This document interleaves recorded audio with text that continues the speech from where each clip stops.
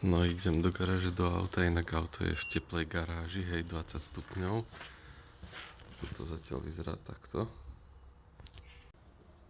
Takto to vyzerá po demontovaní.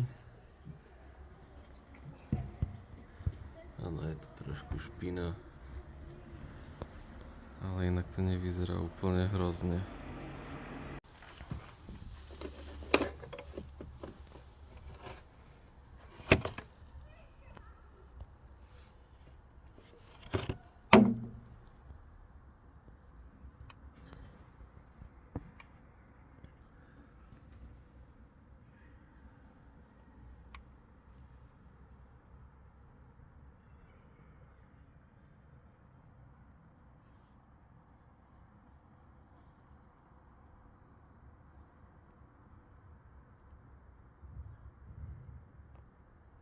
Nikde to nevyzerá zatečené, len tuto trošku taký maglajs.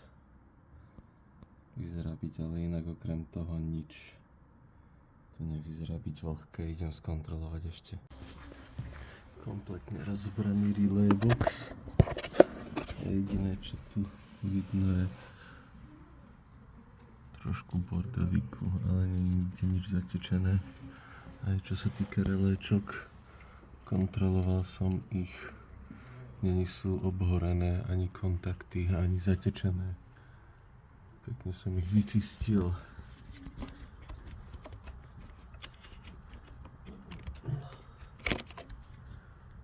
Takže nevyzerajú zle.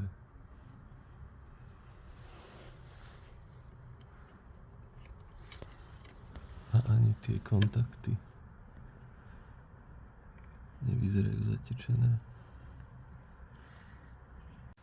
Takto poistková skriňa, teda pod DCUčkom vyzerá zozadu.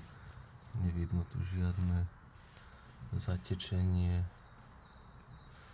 Všetko vyzerá byť pekné, čisté, len od prachu.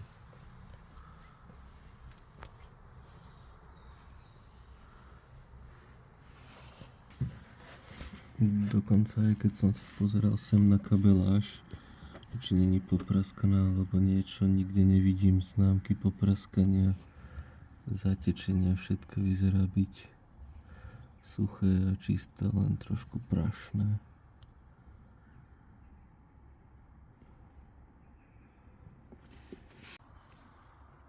Celkovo overall tu nevyzerá vôbec nejaké extrémne špinavé.